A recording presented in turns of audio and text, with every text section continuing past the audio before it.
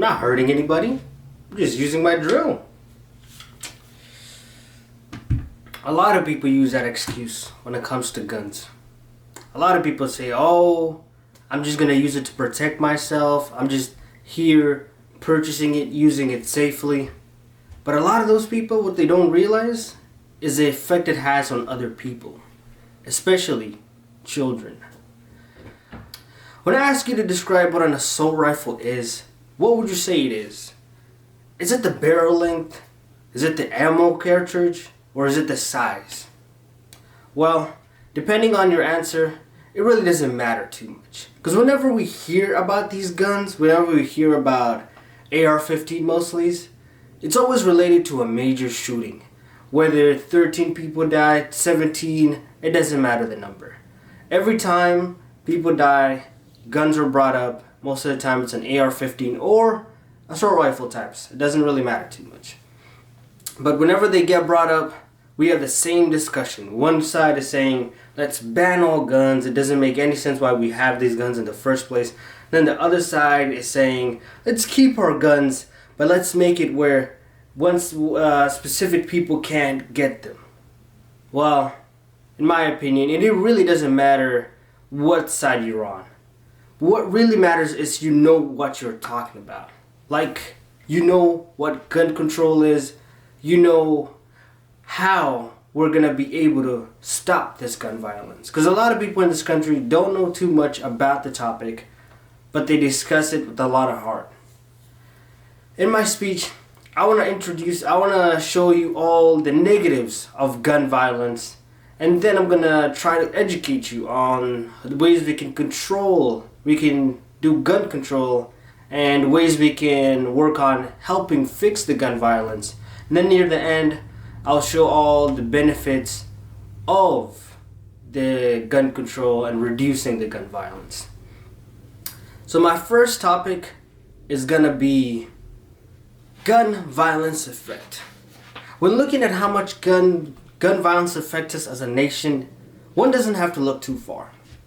Websites like the Mother Jones have multiple articles related to gun violence, but in specifically the article, The True Cost of Gun Violence in America.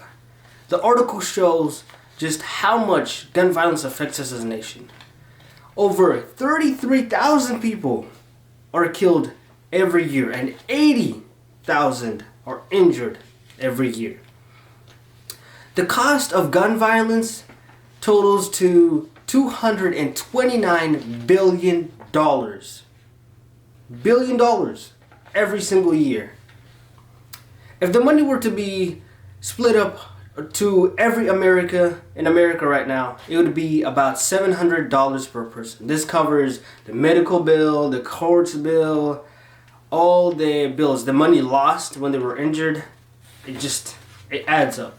Here's a graph to show that. I know it's in black and white, but bear with me. Anyway, whenever gun violence is talked about in the media at all, it's always in relations to major shootings. But gun violence takes place on a daily basis too. Whether it's in the streets, whether it's at home where somebody got shot, it happens every single day. Mostly due to the fact that a lot of children with guns at home are at higher risk of gun injuries than those without. According to the article written by the Children's Hospital of Philadelphia, a 2019 study showed that gun injuries are the second leading cause of death among U.S. children and teens, and the leading cause of death among high school students. Later in the article, then continue on to say that most accidents caused by children are either self-inflicted or inflicted by another child. Our children are suffering because of these. My third point is gun violence research prevention. Gun violence happens every year and it takes a lot of people's lives. But the research on it is just too little.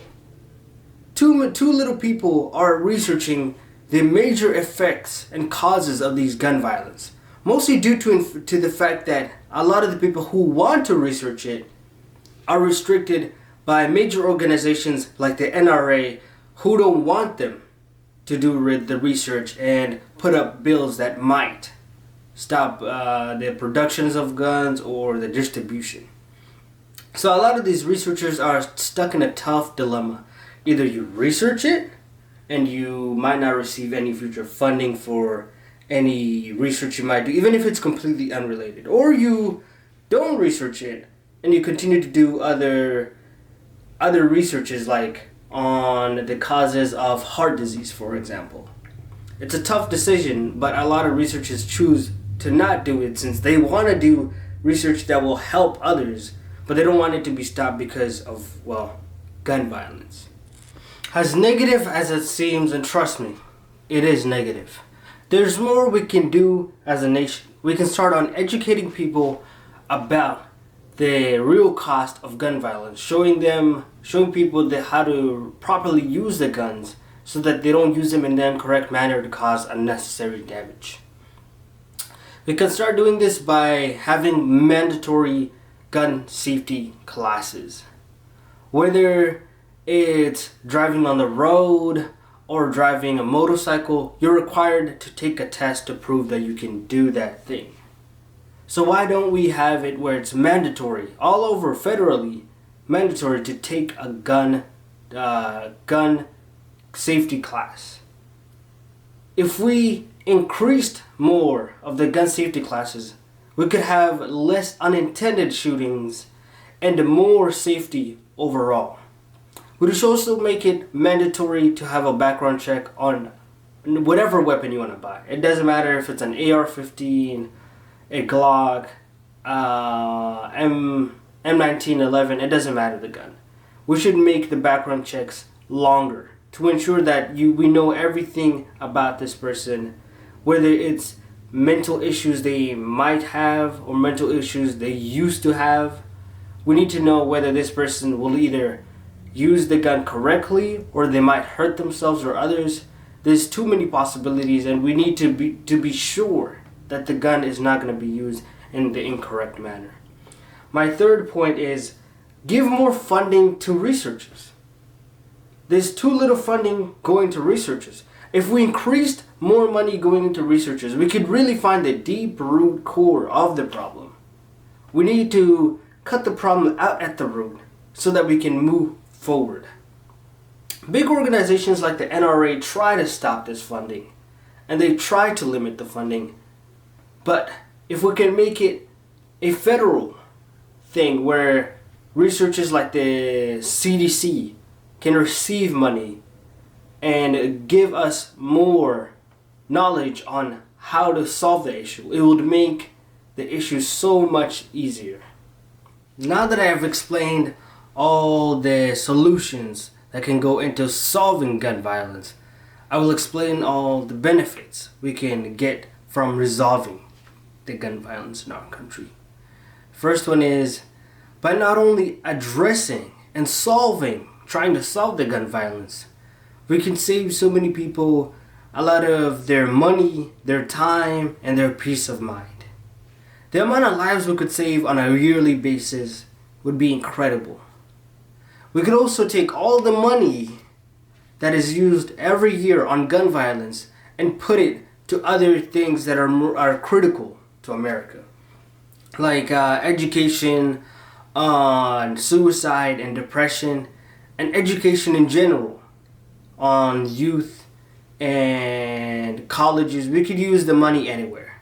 Approximately $229 billion is spent every year just on gun violence. That money could go to saving and helping so many people, but instead we spend it on gun violence. In conclusion, today I've talked about the gun violence and the major effect it has on our country. And then I talked about the solutions we have to solve the gun violence and gun control we could use to help the issue.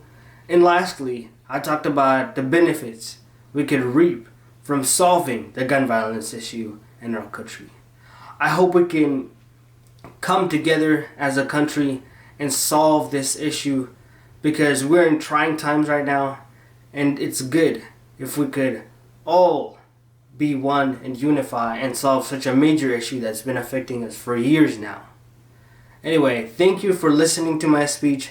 Have a good day, and thank you.